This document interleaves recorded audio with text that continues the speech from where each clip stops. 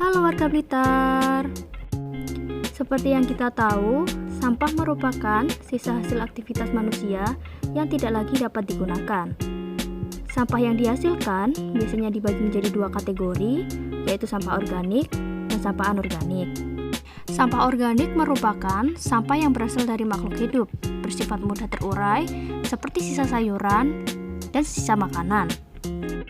Sedangkan sampah anorganik adalah sampah yang berasal dari bahan buatan serta membutuhkan waktu lama untuk terurai seperti plastik dan logam.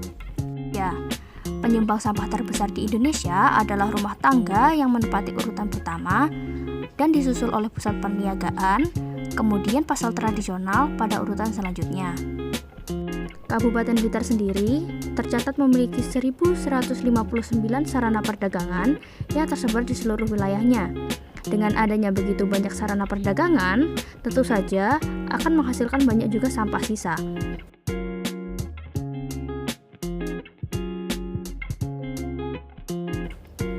Umumnya, pedagang dan pengelola pasar hanya mengumpulkan sampah di suatu tempat hingga pihak terkait mengangkut sampah-sampah tersebut.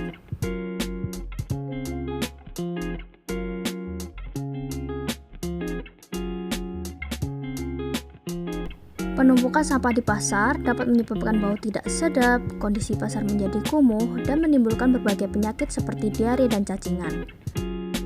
Sebenarnya, pengelolaan sampah pasar tidak hanya merupakan tanggung jawab dari pemerintah, namun juga merupakan tanggung jawab dari masyarakat yang melakukan aktivitas di pasar. Pengelolaan sampah mandiri tidak selalu rumit dan memerlukan banyak biaya. Contohnya saja dapat dimulai dengan memilah sampah.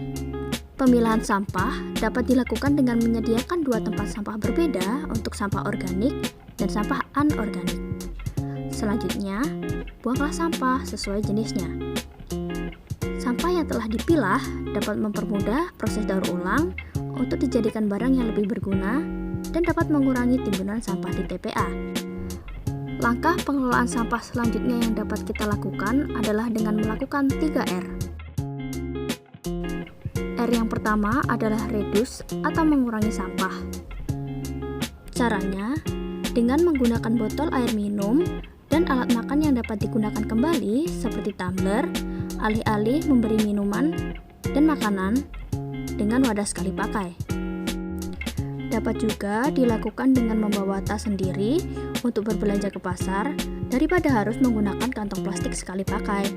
R yang kedua adalah reuse atau menggunakan kembali bahan-bahan yang seharusnya sekali pakai. Seperti tidak langsung membuang sampah plastik karena dapat digunakan berulang kali. Dan R yang terakhir adalah recycle yang artinya mendaur ulang. Sampah anorganik seperti plastik resek dan botol plastik dapat didaur ulang menjadi barang yang memiliki nilai ekonomis seperti tas, ekobrik, dan pot bunga. Menjaga kebersihan dan kesehatan lingkungan pasar dapat dimulai dari diri sendiri. Dengan informasi singkat yang telah saya sampaikan, diharapkan pengelola dan pedagang pasar dapat bekerja sama untuk mengelola sampah secara mandiri, sehingga lingkungan pasar menjadi lebih bersih dan sehat. Sekian informasi yang dapat saya sampaikan, semoga bermanfaat.